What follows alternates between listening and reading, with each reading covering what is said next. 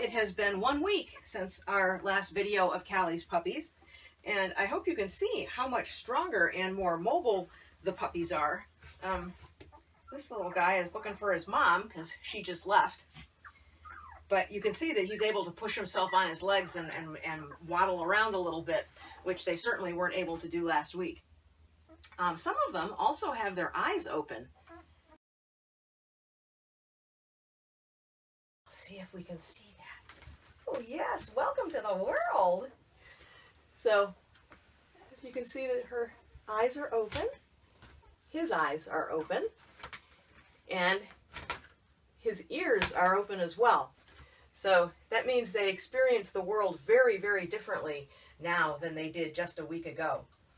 So we're continuing to do handling every day, which is such a chore.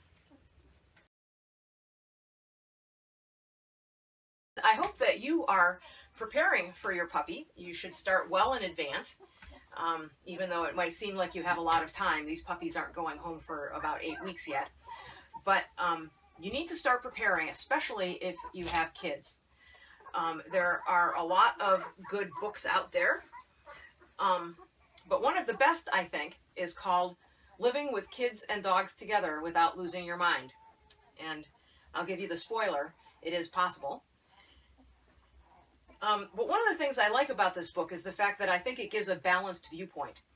As with child rearing, there are a lot of different opinions about puppy rearing, but they basically fall into two camps usually.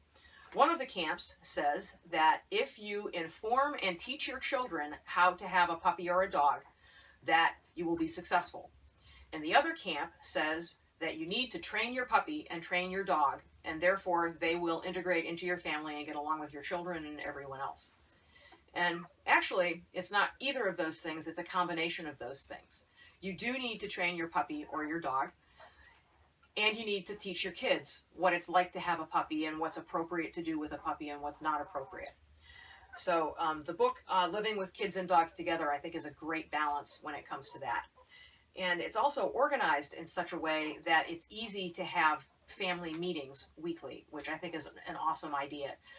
If you get together for 15 minutes once a week with a book, but especially this book is easy to use because it has bullet points that in each chapter, and you can go over one chapter at each meeting. So get everybody ready for bringing home a newborn.